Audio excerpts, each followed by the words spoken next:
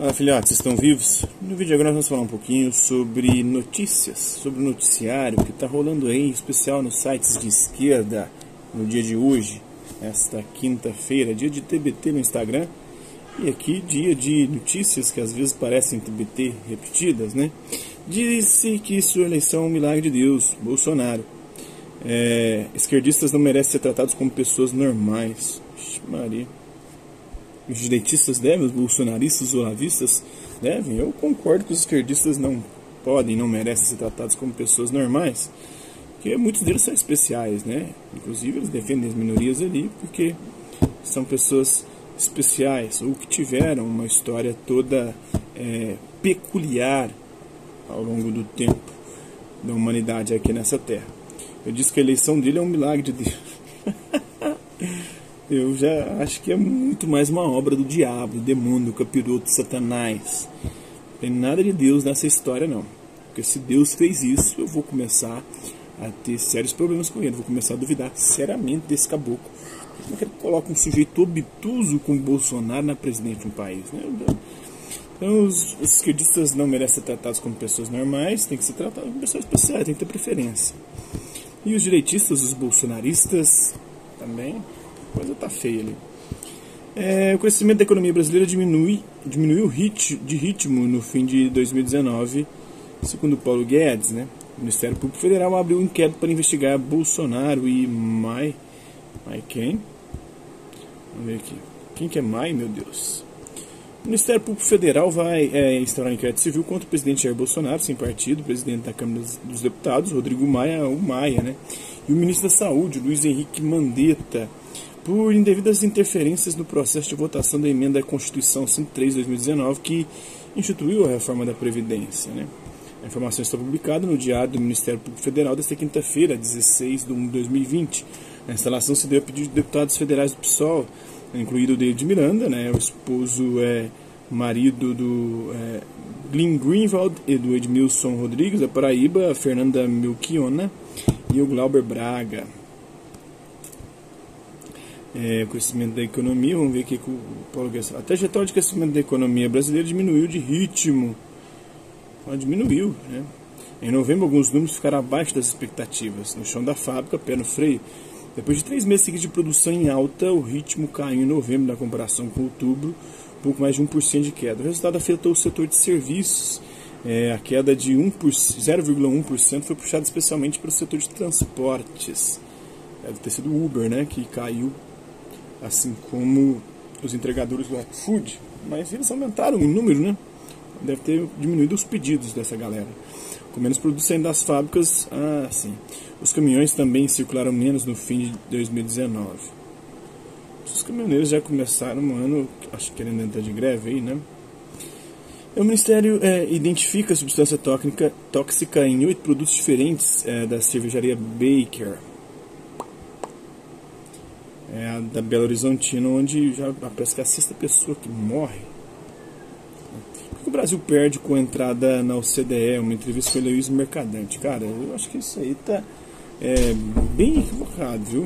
O Brasil vai ganhar bastante entrando na OCDE. Acho que é uma vitória aí do Bolsonaro nesse aspecto. Com o chefe da SECOM enrolado, o Bolsonaro diz que esquerdistas não são pessoas normais. O cara da SECOM, da Secretaria de Comunicação dele, que se enrola porque tem empreendimentos no setor da comunicação que tem recebido dinheiro do governo, e os esquerdistas que não são pessoas normais, né? Tá bom. Jogar a culpa nos outros, né? A estratégia que o Sartre, na filosofia, chamava de má fé. Você não assume a responsabilidade pelas suas próprias escolhas, você sempre joga a culpa nos outros. Isso é culpa de alguém, você dá um jeito de sair pela tangente.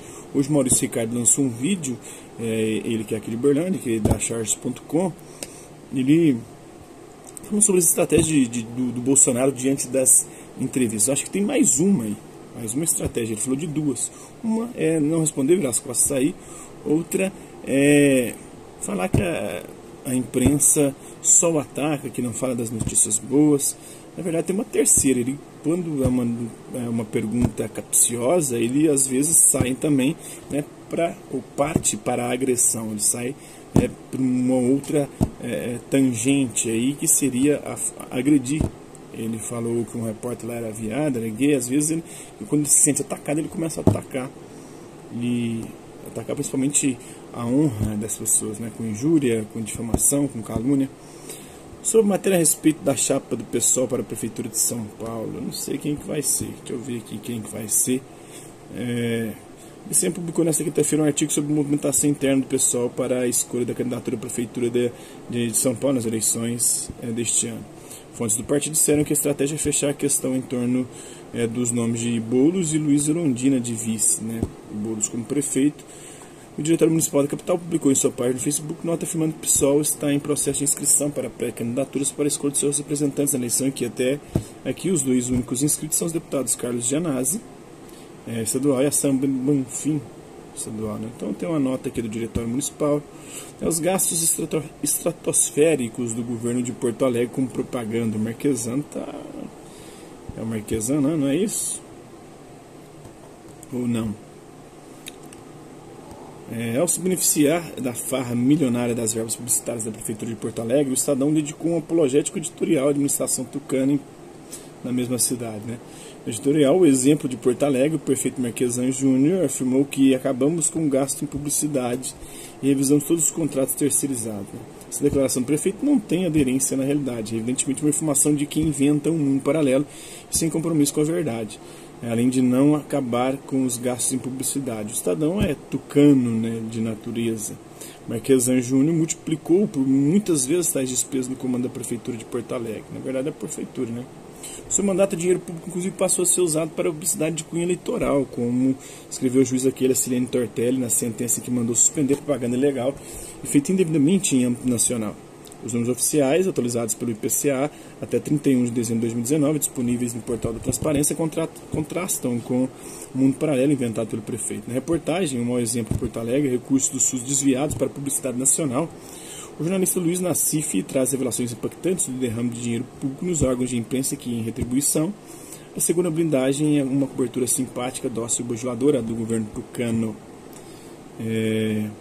Até tu, Brutus, fala de General Heleno sobre o despreparo do presidente que repercute na internet. Hoje parece que vazou aí uma fala, né, num ambiente, aí, numa reunião, onde o General Heleno teria dito que o Bolsonaro é um despreparado, né?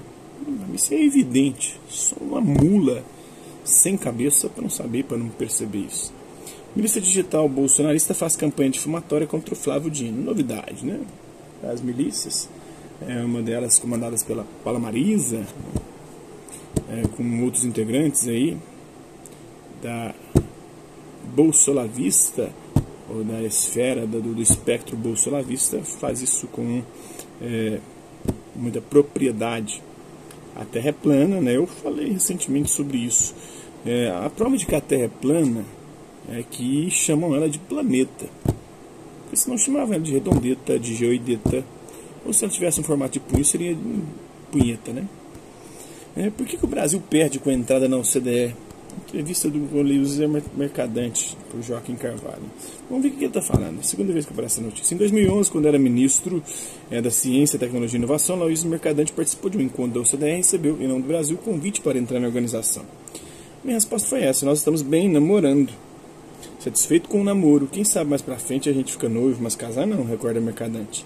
Em 2007, o país já tinha sido formalmente convidado para entrar na OCDE, mas também recusou. E por quê?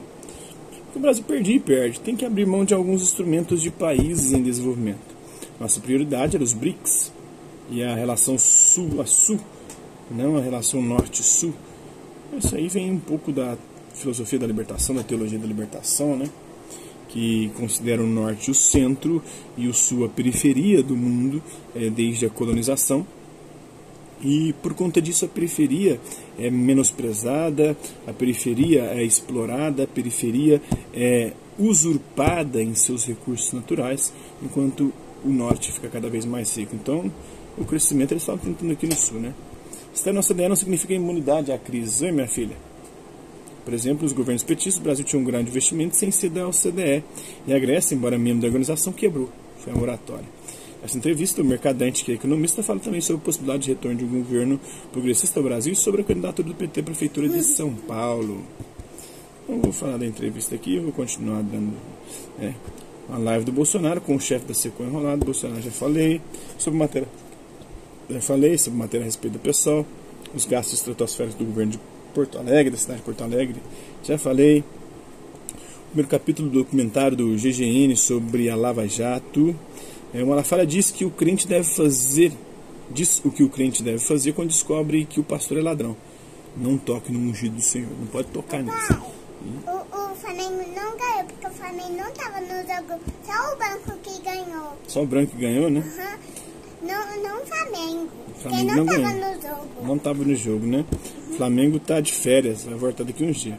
Bolsonaro, que quer acelerar a venda da Eletrobras, ele já foi contra a privatização. Durante uma parte da história dele, foi contra recentemente nessas eleições últimas agora, bem pouco antes, que ele teoricamente se converteu e parou de defender as privatizações. Agora, sobre o Malafaia falar não toque no ungido do Senhor, é aquele trem, né, de não promulgar, não promover, não divulgar coisas que venham a denegrir a imagem da igreja, das igrejas. Aqui com a minha filhota, minha linda, gotosa do papai, fazendo o meu videozinho aqui. O PCC planejar explodir o Taqueirão, né? Abertura na Copa 2014, se líderes fossem mandados para presídios federais. Olha só, por Josmar Josino. Olha, e aí quem negociou com eles? Os tucanos, né? O PSDB. O Porchat, a única coisa positiva que Bolsonaro fez foi impedir o PT de continuar. Isso é fato, isso concordo. Uma coisa boa. Teve algumas coisas boas também, né? Vamos ver ao longo desses 4 anos aí o que vai acontecer.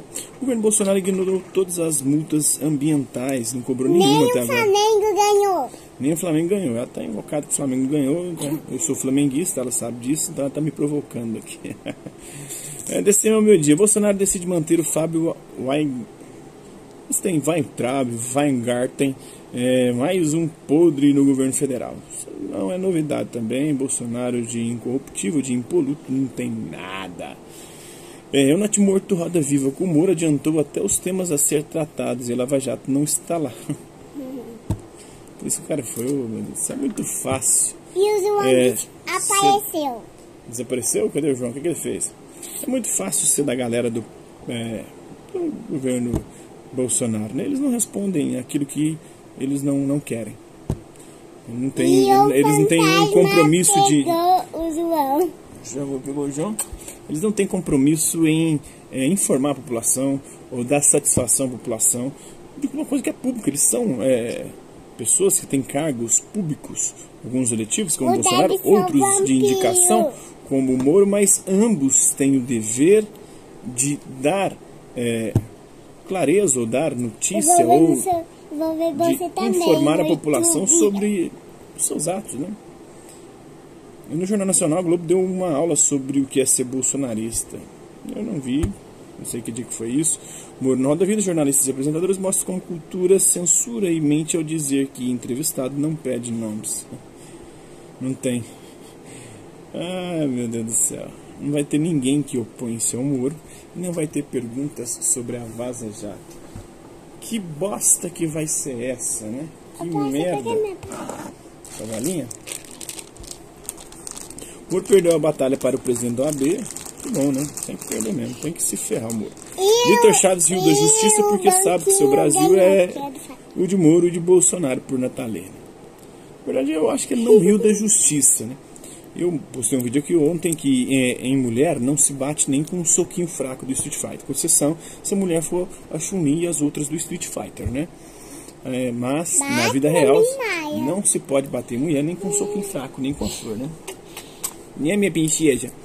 Mas o Vitor Chaves, né, ele aparentemente aprecia o humor negro, eu também aprecio o humor negro. Aí ele fez uma zoação, porque o que mostra nos vídeos é o seguinte: ele puxou e dá um empurrão, não um chute, né? Foi um empurrão com o pé para ela sair do rumo do elevador ali.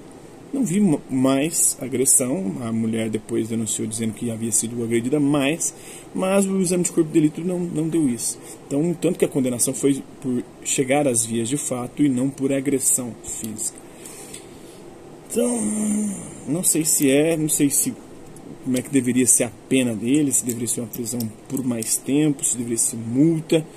Não sei, ele não é reincidente, tem a questão de réu primário, toda a questão de justiça, de direito, que são coisas que a própria esquerda historicamente defendeu, são os direitos humanos, né? Carnaval do Rio, a repressão, querem o lucro da folia, mas não sabem como garantir a paz e a segurança. E eles vão para a violência, né? Quem é Gislane Targa? Novo reforço na guerra bolsonarista contra a cultura. Eu não sei quem que é essa figura. Vamos saber quem que é. Pouco depois de assumir a vaga, Roberto Alvim, secretário de Cultura, afirmou com todas as letras que criaria uma máquina de guerra cultural. Empenhado na cruzada fundamentalista, Alvim acaba de nomear Gislane Targa para o cargo de chefe de gabinete da Secretaria de Fomento e Incentivo à Cultura, CEFIC. Ela vai assessorar Camilo Calandrelli, notório conservador, fundador do Simpósio Nacional Conservador de Ribeirão Preto, em evento de articulação da direita atual. Eu estou comendo a cabeça da cobra. Cabeça da cobra? O que foi? Vamos saber quem que é ela, porque eu acabei que não fiquei sabendo, né? Pois é. Veja nas mãos de quem está a cultura. Gislane Targa é líder do grupo Mães pelo Escola Sem Partido. Consultora de recursos humanos, Gislane foi também uma das coordenadoras do Golpista, aqui por causa da versão, um jornal de esquerda, né? E alinhado ao PT.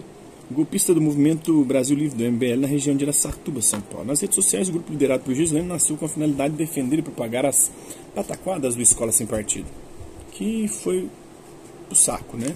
Deu com os burros na água. Em 2016, ela se metia onde não era chamada, encabeçou um protesto de pais reacionários do Colégio Dom Pedro II. E eu tô aqui, e você tá aí, né? No Rio de Janeiro, contra uma medida da diretoria que autorizava meninos a usarem saia. O que tem, velho? Na Escócia eles usam. Era o fim da extinção de uniformes para meninos e meninas. Gislane e demais abilolados consideraram aquilo ideologia de gênero e surtaram. Um bando de doido, de retardado, né? De mente obtusa. Desde então tem sido frequente a presença de Gislane em plenários de câmaras batendo boca com estudantes. No final dos tempos, o Mães pela Escola Sem Partido ampliou sua pauta e atualmente faz uma publicação atrás da outra abordando o tema LGBT. Tem problema com o universo gay, né? Então são homofóbicos. Morrem de medo, têm aversão, ódio à homossexualidade, né? Disseminando preconceito e ignorância, as postagens condenam o uso de banheiros por pessoas trans, a quem se refere como Transformers. Olha só. Transformers é minha tia Carmen, né? Como diz o silogismo, né? Carro em inglês se diz car, homem em inglês se diz man. Logo, minha tia Carmen é um Transformers. Aí sim, essa brincadeira eu acho que é saudável. Agora chamar travestis de Transformers, não sei. Compartilham publicações ofensivas da Tammy Gretchen. Inclusive o Carlos também teve problema com a Trump, né, recentemente, porque ficou postando foto. Mas aí isso é por causa que o Hélio, o negão lá, o Hélio Bolsonaro, ele viu uma foto da Tammy, parece que com o filho, porque o filho dela, se não me engano, nasceu essa semana passada. E aí ele parabenizou o Carlos Bolsonaro, porque eu acho que deve ser o apelido do Carlos Bolsonaro, porque os dois parecem muito, né? O apelido do Carlos Bolsonaro deve ser Tammy Gretchen, informalmente. Atribuem o feminismo a Meghan Markle e a destruição da família real na Inglaterra. Antifeminismo misturado com racismo e transfobia. Maria, é uma bagunça, né? A Meghan Markle, que está influenciando o filho lá, o Harry, eu acho que é o Harry, o príncipe Harry, a vazar da família real, porque parece que ela é perseguida pela família real, né? E aí eles querem destruir a família. A família real já devia ter acabado há muito tempo, né? Essa coisa é completamente ultrapassada. Tá lá gastando dinheiro público para fazer o quê? Eles não fazem porra nenhuma. Essa galera que defende o bom uso do dinheiro público, milhões, cara, milhões de libras esterlinas ou de libras inglesas são gastas anualmente para manter a pompa da família real. Então é uma bosta, né? Retardado. É isso aí. Eu acho que vou acabar por aqui hoje. Hasta la vista, até a próxima.